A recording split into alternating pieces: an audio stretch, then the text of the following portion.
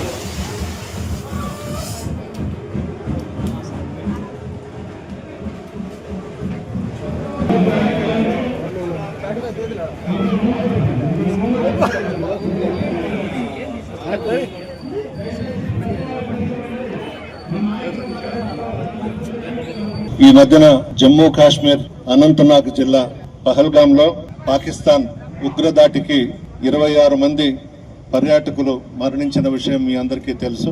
ఈ ఉగ్రదాడి పాకిస్తాన్ ప్రోద్బలంతోనే జరిగింది అని అక్కడ ఒక అధికారి కూడా ప్రకటించడం జరిగింది. అందులో భాగంగానే పెళ్లైన 10 రోజులు ఈ అమ్మాయి భర్తని కాల్చేశారు, పసుపు కుంకాలు చెరిపేశారు. పసుపు పారాణి ఆరక ముందే ఈ బిడ్డ పక్కకి పొమ్మని ఆ అమ్మాయి కళ్ల ముందే చంపేశారు. అదేవిధంగా మొత్తం 26 మందిని చంపేశారు. ఈ ఉగ్రదాడికి ధీటుగా మన ప్రధానమంత్రి నరేంద్ర మోడీ గారు ఆపరేషన్ సింధూర్ అని ఈ ఉగ్రవాద స్థావరాలను లక్ష్యంగా చేసుకుని మట్టుపెట్టిన విషయం కూడా మీ అందరికీ తెలుసు.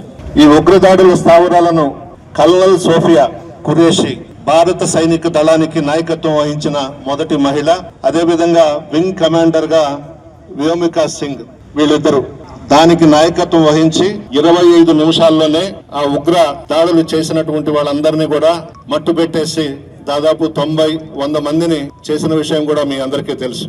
ఖురేషి అనే అమ్మాయి ముస్లిం కుటుంబంలో జన్మించింది.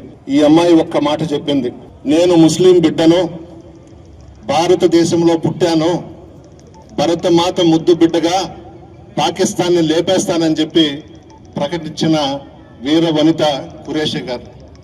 ఇద్దరు మహిళలైనా చాలా ధైర్యంగా వాళ్ళని ఎదుర్కొని వాళ్ళ స్థావరాలు గుర్తించి ధ్వంసం చేసి దాదాపు 90 నుంచి 100 మంది దాకా హతమార్చే విధంగా వాళ్ళు కృషి చేశారు. సైన్యం కూడా ధీటుగా ఎదుర్కొని ఉగ్ర స్థావరాలపై కొన్ని విషయాల్లో మనమే ఒక మెట్టు దిగి రాజకీయాల్లో కొన్ని నిర్ణయాలు తీసుకోవాలి. తీసుకోకపోతే చాలా నష్టపోతాం.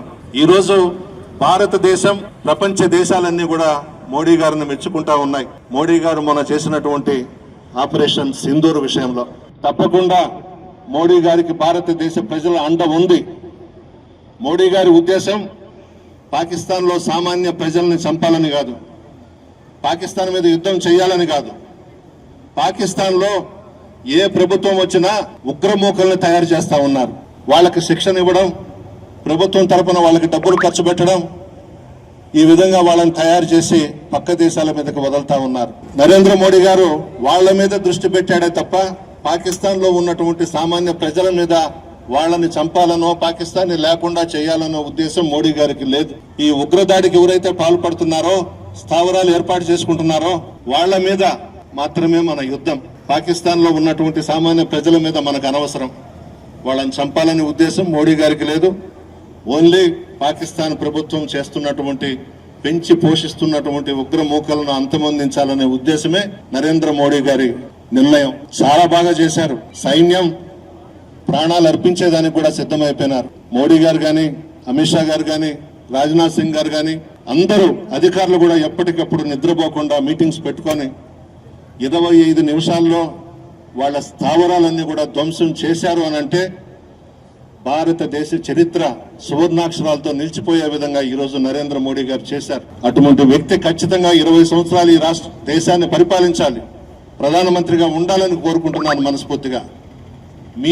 మీ ముందు మా జగన్మోహన్ రెడ్డి గారికి కూడా మనవి చేసుకుంటున్నా. రేపు కలిసి కూడా చెప్తా, మోడీ గారు గాని అవకాశం ఇస్తే భారతీయ జనతా పార్టీతో కలిసి ముందుకు పోదాం. మొన్ననే తప్పు చేశాం. 24లో వాళ్ళు ఎదురు చూసింది వాస్తవంగానైతే మనం వాళ్ళతో ముందుకు పోకుండా వెనకడుగు వేసి ఉంటే మనం చూసింది తప్పే. ఇంత దారుణానికి కారణమైన 5 మంది ఉగ్రవాదులు చనిపోయిన 90 మందిలో ఉన్నారా లేక ఏమైపోయారు? వారిని పట్టుకున్నారా? వారి ఆచూకీ ఏమిటి? మెయిన్ గా అక్కడ వచ్చినటువంటి టూరిస్టులను చంపిన వాళ్ళు ఆచూకీ ఇంతవరకు కేంద్ర ప్రభుత్వం బయట పెట్టలేదు. ఇంకొక విషయం, యుద్ధంలో భారతదేశం కోసం, ప్రజల కోసం ప్రాణాలు అర్పించినటువంటి సైనికులకు ఒక గుర్తింపు ఇవ్వాలి. వాళ్ళు చనిపోయిన తర్వాత కేంద్ర ప్రభుత్వం కానీ, రాష్ట్ర ప్రభుత్వం కానీ ఏదో ఒక 5 లక్షలో 50 లక్షలో ఇచ్చేసి చేతులు దుడిపేసుకుంటున్నారు. ఆ విధంగా కాకుండా యుద్ధంలో మరణించిన సైనిక కుటుంబాలకు కేంద్ర ప్రభుత్వం 3 కోట్లు ఇవ్వాలి, రాష్ట్ర ప్రభుత్వం 2 కోట్లు ఇవ్వాలి, 5 కోట్లు ఆ కుటుంబాలకు ఇవ్వాలి. ఇంకా భూమి ఇచ్చేది, స్థలాలు ఇచ్చేది, ఉద్యోగాలు ఇచ్చేది ఆయా రాష్ట్రాలలో ప్రభుత్వాలు ఇష్టం. భారతదేశం కోసం, ప్రజల కోసం ప్రాణాలు అర్పించిన సైనికులను మనం గుర్తించాలి. ఏదో ఒక 5 లక్షలు ఇచ్చేసామో, 10 లక్షలు ఇచ్చేసామో, 50 లక్షలు ఇచ్చేసామో అని కాదు. చంద్రబాబు నాయుడు గారు 50 లక్షలు ఇచ్చారు. అభినందిస్తున్నాను చంద్రబాబు నాయుడు గారిని. ఆ ప్రతిపాదన పెట్టింది కూడా జగన్మోహన్ రెడ్డి గారు ముఖ్యమంత్రిగా ఉన్నప్పుడు 50 లక్షలు చేస్తే బాగుంటుందని చెప్పి ప్రవేశపెట్టిందే ఈ రోజు చంద్రబాబు నాయుడు గారు కూడా 50 లక్షలు ఇచ్చారు. 50 లక్షలతో ముడిపెట్టడం కాదు, భారతదేశం కోసం ప్రాణాలు ఇచ్చిన సైనికుల కుటుంబాలని గౌరవించాలి మనం. మోడీ గారికి, అమిత్ షా గారికి చంద్రబాబు నాయుడు గారి మీద నమ్మకం లేదు. ఇదే చంద్రబాబు నాయుడు మోడీ గారి గురించి, మోడీ గారి భార్య గురించి నిండు శాసనసభలో ఏ విధంగా వ్యంగ్యంగా మాట్లాడాడో అన్ని ఛానల్స్ లో మనం చూసాం. అమిత్ షా గారు తిరుమలకు వస్తే రాళ్లు వేయించాడు, చెప్పులు వేయించాడు. మోడీ గారు గుజరాత్ ముఖ్యమంత్రిగా ఉన్నప్పుడు అక్కడేదో అల్లల్లో జరిగితే మోడీ గారిని ఉరితీయమన్నాడు, హైదరాబాద్ లో అడుగు పెట్టనివ్వనన్నాడు. ఇన్ని చేసినటువంటి వ్యక్తి మీద మోడీ గారికి, అమిత్ షా గారికి అసలు ఇష్టమే లేదు. మనం తోసేసుకున్నాం వాళ్ళని, మనం పక్కకెళ్ళిపోయినాం. ఆ సమయంలో పవన్ కళ్యాణ్ గారు ముందుకు వచ్చి వాళ్ళిద్దరిని కలిపాడే తప్ప చంద్రబాబు నాయుడు మీద మోడీ గారికి కానీ, అమిత్ షా గారికి కానీ ప్రేమ అనేదే లేదు. విధి లేని పరిస్థితుల్లో ఆ పార్టీతో కలిసి ముందుకు పోయినారు. రాబోయే రోజుల్లో నరేంద్ర మోడీ గారి నాయకత్వంలో దేశం ముందుకెళ్లాలి, జగన్మోహన్ రెడ్డి గారి నాయకత్వంలో ఆంధ్ర రాష్ట్రం ముందుకెళ్లాలని కోరుకుంటున్నాను. పరామర్శించి 25 లక్షలు ఇవ్వడం జరిగింది. భారతదేశం కోసం తన ప్రాణాలు సైతం లెక్క చేయకుండా పోరాడే సైనికులను గౌరవించండి, గుర్తించండి, చిన్న చూపు చూడొద్దు. భారతదేశం అనుకుంటే, నరేంద్ర మోడీ గారు అనుకుంటే, సైన్యం అనుకుంటే ప్రపంచ చిత్రపటంలో పాకిస్తాన్నే లేకుండా చేయగలిగే సత్తా, ధైర్యం, దమ్ము భారతదేశానికి ఉంది. 25 నిమిషాల్లోనే మట్టు పెట్టేశాం మహిళల నాయకత్వంలో. నా వ్యక్తిగత అభిప్రాయం నేను చెప్తున్నా, నరేంద్ర మోడీ గారు చాలా బాగా చేశారు, చాలా ధీటుగా ఎదుర్కొన్నారు. నా వ్యక్తిగత అభిప్రాయం, ఈ భారతదేశానికి ప్రధానమంత్రిగా 20 సంవత్సరాలు నరేంద్ర మోడీ గారు ఉండాలని చెప్పి నేను నా మనస్ఫూర్తిగా వ్యక్తిగతంగా కోరుకుంటున్నాను. చాలా బాగా చేశాడు, సైలెంట్ గా చేశాడు. ఉగ్ర స్థావరాల మీద 2 మహిళల నాయకత్వంలో మట్టు పెట్టేశారు. భారతదేశం సత్తా ఏందో చూపించారు. అన్ని దేశాలు కూడా ఒక్కసారిగా ఉలిక్కి పడ్డాయి. భారతదేశం అంటే ఒక శక్తివంతమైనటువంటి దేశం. మోడీ గారు ముందుండి నడిపించారు. ఆ రోజు పహల్గాంలో చంపేస్తూ ఉంటే ఒక భర్తని చంపేస్తే భార్య అనింది, నన్ను కూడా చంపేనాయన అంటే మోడీకి పోయి చెప్పుకోండి అన్నాడు. ఆయన చూపించాడు కదా మోడీ సత్తా ఏందో, మోడీ అంటే ఏందో చూపించాడు కదా. అది భారతదేశం ఘనత. కోవూరు మండలంలో నాయకులందరూ కూడా టౌన్కి వచ్చినప్పుడు, అదేవిధంగా పక్క మండలాల నుంచి టౌన్కి వచ్చినప్పుడు మన ఆఫీస్కి వచ్చి కూర్చోండి. అందరూ కూడా ఒక 10 నిమిషాలు 15 నిమిషాలు అందరూ కూడా వచ్చి ఇక్కడ కూర్చోండి. అదేవిధంగా ప్రతి శనివారం సాయంత్రం 4:30 నుంచి 6 గంటల వరకు ఈ ఆఫీస్లో 10 మంది అడ్వకేట్స్ మన పార్టీకి సంబంధించిన వాళ్ళు కూర్చుంటారు. 5 మండలాలకు సంబంధించిన సమస్యలు ఏదైనా ఉన్నా, బుచ్చి నగర పంచాయతీకి సంబంధించిన సమస్యలు ఏదైనా ఉన్నా ఆ లాయర్స్ దృష్టికి తీసుకొస్తే వాళ్ళ తరపున మనం కోర్టులో ఫైట్ చేయొచ్చు. అదేవిధంగా పాకిస్తాన్ దాడుల్లో ప్రాణాలు అర్పించిన మన రాష్ట్రం శ్రీ సత్యసాయి జిల్లా గోరంట్ల కల్లి తాండాకు చెందిన అగ్నివీర్. భారతదేశానికి ప్రధానమంత్రిగా నరేంద్ర మోడీ గారు 20 సంవత్సరాలు ఉండాలి. ఆంధ్ర రాష్ట్రంలో జమిలీ ఎలక్షన్స్ వచ్చినా, జనరల్ ఎలక్షన్ వచ్చినా వైఎస్ జగన్మోహన్ రెడ్డి గారు 20 సంవత్సరాలు ముఖ్యమంత్రిగా ఉండాలి. ఇద్దరు కూడా ప్రజలకు సంబంధించినటువంటి నరేంద్ర మోడీ గారు కానీ జగన్మోహన్ రెడ్డి గారు కానీ. నాకు తెలిసిన విషయం 2024లో ఎన్నికలు వచ్చాయి. 5 సంవత్సరాలు మనం అధికారంలో ఉన్నాం. జగన్మోహన్ రెడ్డి గారు ముఖ్యమంత్రిగా ఉన్నారు, ప్రధానిగా నరేంద్ర మోడీ గారు ఉన్నారు. పార్లమెంటులో, రాజ్యసభలో ఏ బిల్లు ప్రవేశపెట్టినా మోడీ గారు జగన్మోహన్ రెడ్డి గారికి ఫోన్ చేయడం, మద్దతు ఇవ్వమనడం. మనం అన్ని బిల్స్ కూడా మద్దతు తెలిపాం, రాజ్యసభలో కానీ పార్లమెంటులో కానీ. చివరకు ఎలక్షన్స్ వచ్చేతలకి బీజేపీని వదిలేసుకున్నాం. నా దగ్గర ఉన్నటువంటి ఇన్ఫర్మేషన్ ప్రకారం ఎలక్షన్స్ లో మోడీ గారు జగన్మోహన్ రెడ్డి గారితో పోవాలి, అలయన్స్ పెట్టుకోవాలి అని ఉన్నారనేది నాకు వచ్చినటువంటి ఇన్ఫర్మేషన్. చివరి దాకా చూశారనేది కూడా ఉంది. మరి అది జగన్మోహన్ రెడ్డి గారికి తెలియాలి, మోడీ గారికి తెలియాలి. మనం తప్పు చేశాం.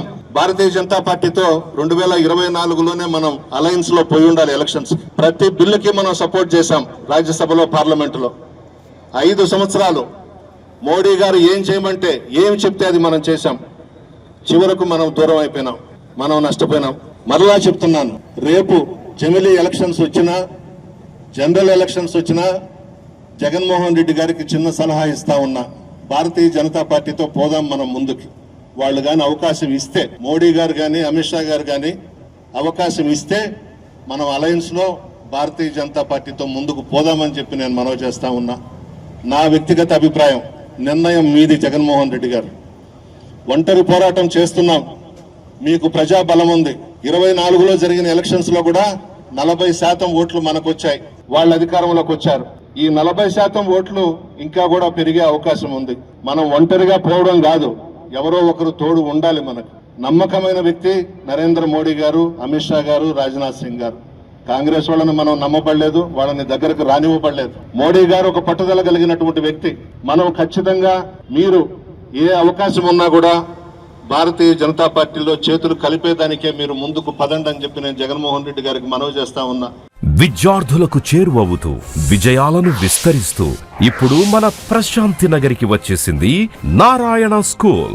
Smart learning, creative thinking, career oriented programmes తో స్కిల్ బేస్డ్ స్టూడెంట్స్ గా మార్చడమే లక్ష్యంగా సిబిఎస్ఈ సిలబస్ తో ఈ కిడ్స్, ఈ చామ్స్, ఈ టెక్నో, మెడిస్పార్క్ వంటి ప్రోగ్రామ్స్ తో అత్యుత్తమ శిక్షణను అందిస్తోంది నారాయణ. ఈ విద్యా సంవత్సరం నుండి మన మైపాడ్ రోడ్ ప్రశాంతి నగర్ లో మన నారాయణ స్కూల్. అడ్మిషన్లకై సంప్రదించండి. Narayana CBSE school, Mypadu road, Prashanti Nagar, Nellore. Phone numbers 7337587535, 8919740758.